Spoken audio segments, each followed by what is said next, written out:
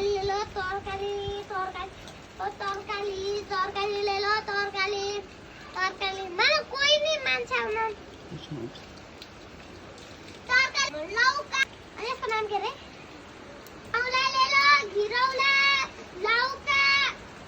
पिटीका करेला लौ लौ लौका लौका अनि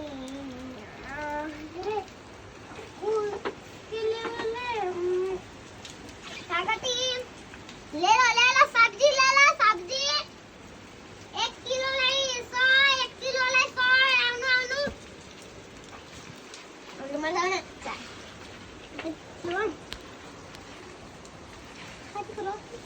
आउनु नि त कति हो म्याडम किलोलाई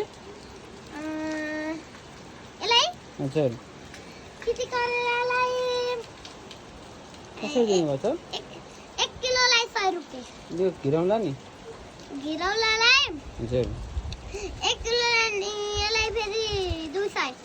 किन 200 छ म्याडम हाम्रोमा यस्तै हुन्छ यो कागतीलाई कसरी दिनुभयो त 1 किलोलाई 50 रुपैयाँ कागती 50 सस्तो भएन र हैन अनि लौकालाई कसरी दिनुभएको छ त लौकालाई 5 किलो कति रुपियाँ केजी कति रुपियाँ केजी 500 केजी दिनभरि व्यापार गरे हुनुहुन्छ तपाईँले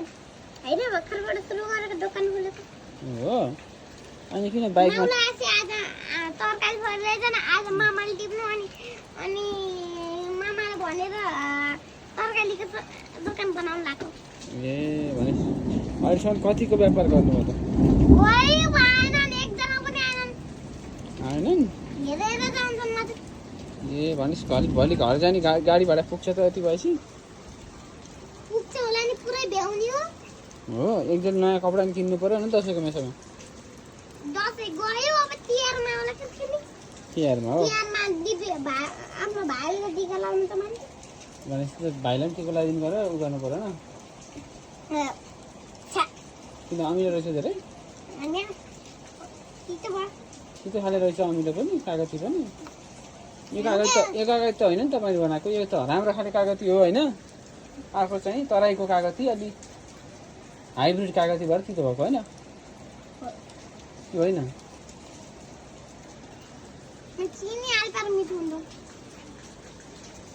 ल भन त कस्टमर आउनुहोस्